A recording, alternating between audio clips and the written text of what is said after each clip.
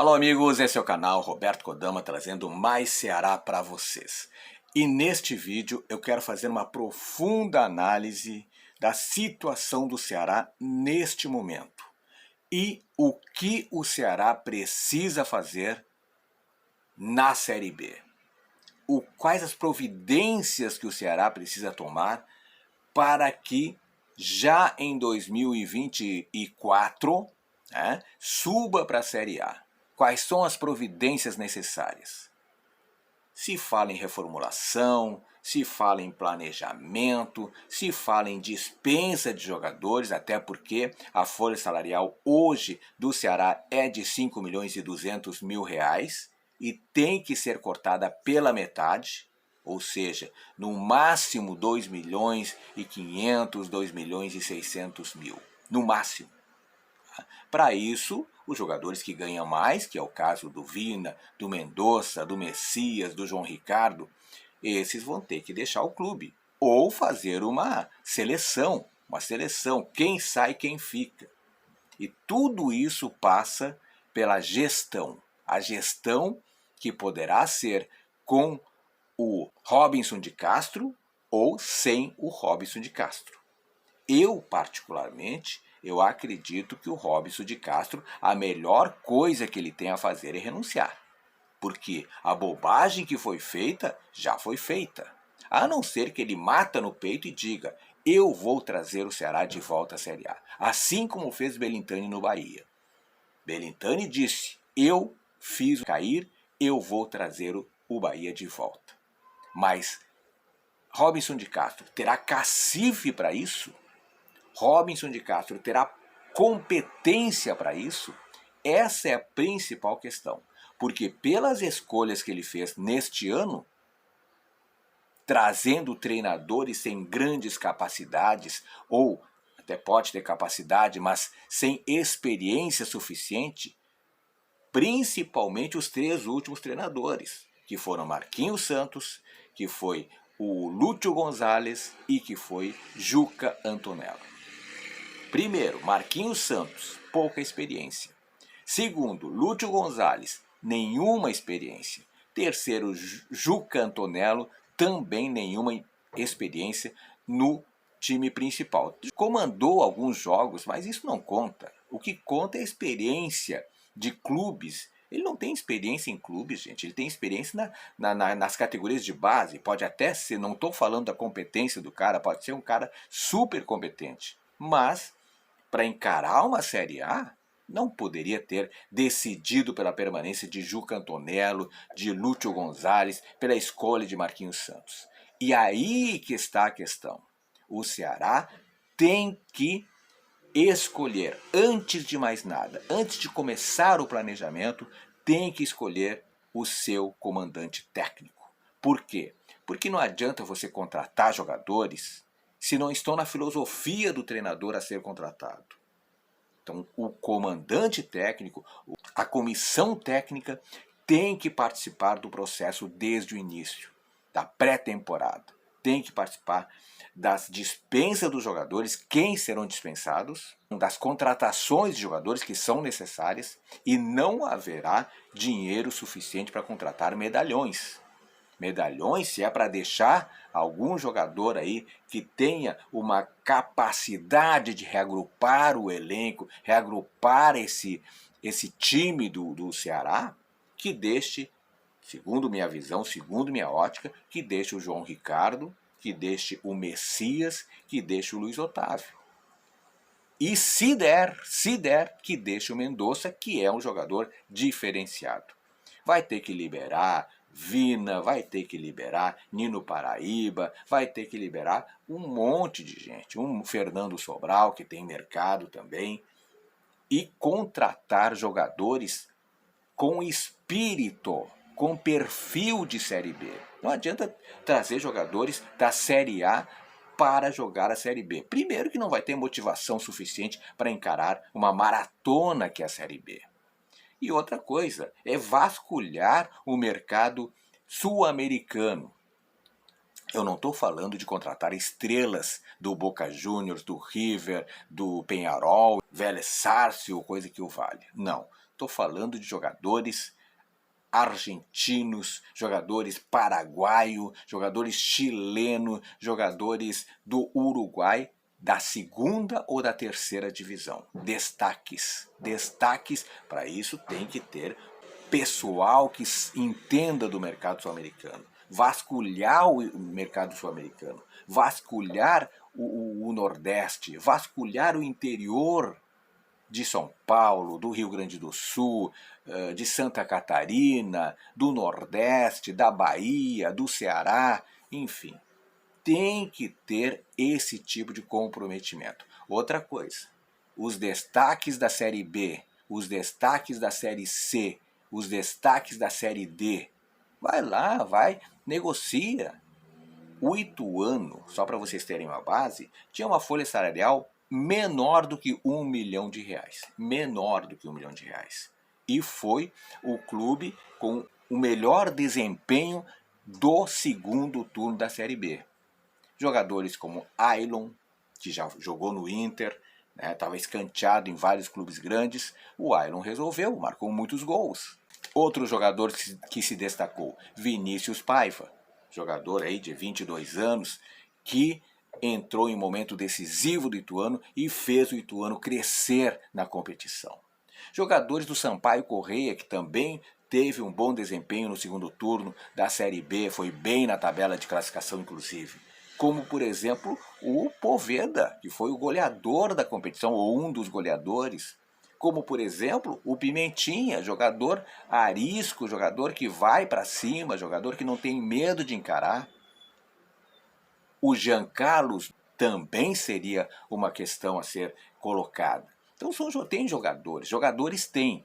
Jogadores que recebem um salário aí que não é de 600 mil como recebe o Vina, que não é 400 mil como recebe o Mendonça. Jogadores que recebem aí 50 mil, 60 mil, 70 mil, 25 mil. Aliás, o teto de salário do Ituano era de 25 mil reais, só para vocês terem uma base.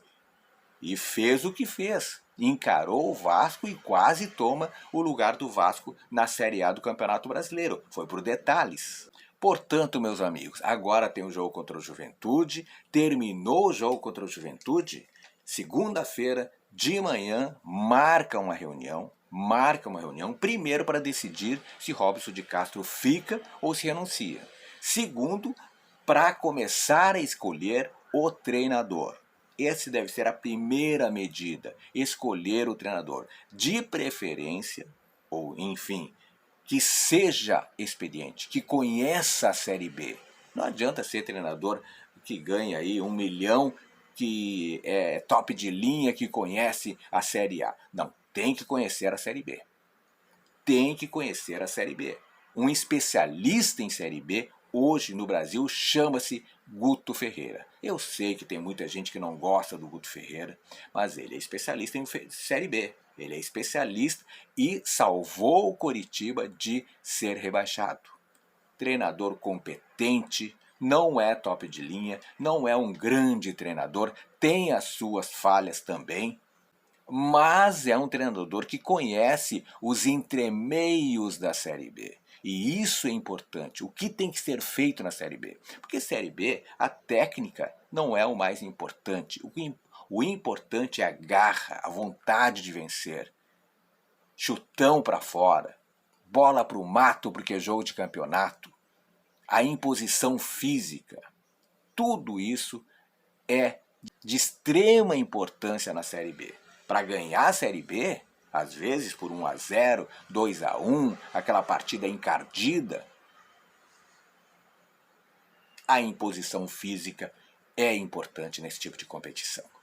Portanto, em primeiro lugar, escolher um treinador cascudo que conheça a Série B. Segundo lugar, selecionar quem desse elenco atual fica. Já dei a minha dica. Fica com o Messias, fica com o João Ricardo, fica com o Luiz Otávio e se a capacidade financeira permitir, segura o Mendonça.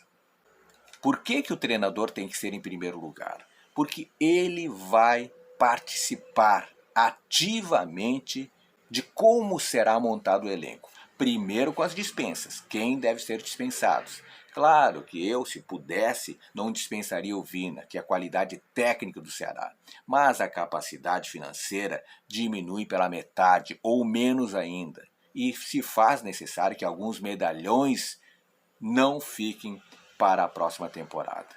E o mesmo técnico, né, a sua comissão técnica, tem que participar ativamente da escolha das contratações a serem feitas.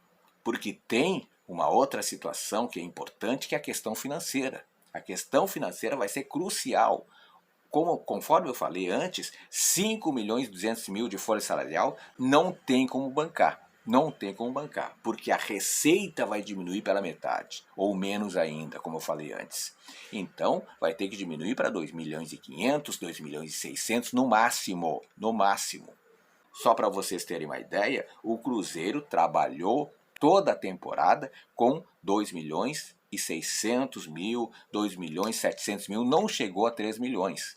O Grêmio até teve uma folha salarial um pouco mais alta, mas o Grêmio de 15 milhões que ele tinha em 2021 baixou para 8, 9 milhões. Tá? Dispensou muitos jogadores que ganhavam muita grana, como por exemplo o Douglas Costa, como por exemplo o Rafinha, né, lateral direito da ex-seleção brasileira, como por exemplo Jean-Pierre, que hoje está no Avaí, né, que caiu com o Avaí inclusive. E o Vasco da Gama também estava nessa base aí, 4 milhões, 5 milhões. Só que o Vasco também vem de uma folha salarial gigantesca aí de 10, 12 milhões de reais. Mas o Ceará não. O Ceará já tem uma realidade de 5 milhões. E conforme esta realidade, tem que ser diminuído no mínimo pela metade, que seria os 2 milhões e 500 mil reais. Agora, se o Ceará conseguir segurar alguns bons nomes do seu elenco, como os já citados, né, o João Ricardo no gol, os dois zagueiros, Messias e Luiz Otávio, ou pelo menos um deles, o Mendonça, se der para segurar, o Ceará passa tranquilamente pela Série B. Digo tranquilamente por quê? Porque eu acompanhei muito a Série B, acompanhando o Bahia, acompanhando o Grêmio também. Acompanhei a Série B desta temporada, que foi fraquíssima. Fraquíssima. O Bahia tem um time muito ruim. O Vasco tem um time muito ruim. O Bahia passou o campeonato inteiro no G4. O Vasco também, uma boa parte dela. Aliás, os 4 que conseguiram acesso ficaram assim 80%, 70%, 80% da competição no G4. Então foi muito fácil, foi muito tranquilo a Série B deste ano. Com exceção do Vasco, que ficou naquela situação aí, vai o Vasco, vai o Ituano. Mas, de resto, os 3 primeiros, né? Agora o Vasco ganhou os pontos aí contra o Sport, ficou em terceiro, me parece, né? Mas de resto foi bem tranquilo. O Grêmio subiu com 3, 4 rodadas de antecedência, o Cruzeiro mais ainda. E 2023, como não terão esses 4 times da Série A, que são da Série A, né? O Ceará também é da Série A. Como não tem, o Ceará vai passear na Série B, vai passear. Só que tem o seguinte, tem que manter algumas peças-chave do elenco atual, reforçar a base e principalmente garimpar jogadores nas divisões inferiores da Colômbia, do Chile, do Uruguai, da Argentina, segunda divisão. Tá? Não são os jogadores principais do River nem do Boca, são jogadores da segunda divisão, destaques. Aí sim o Ceará tem uma possibilidade muito grande de voltar no final de 2023 para a Série A.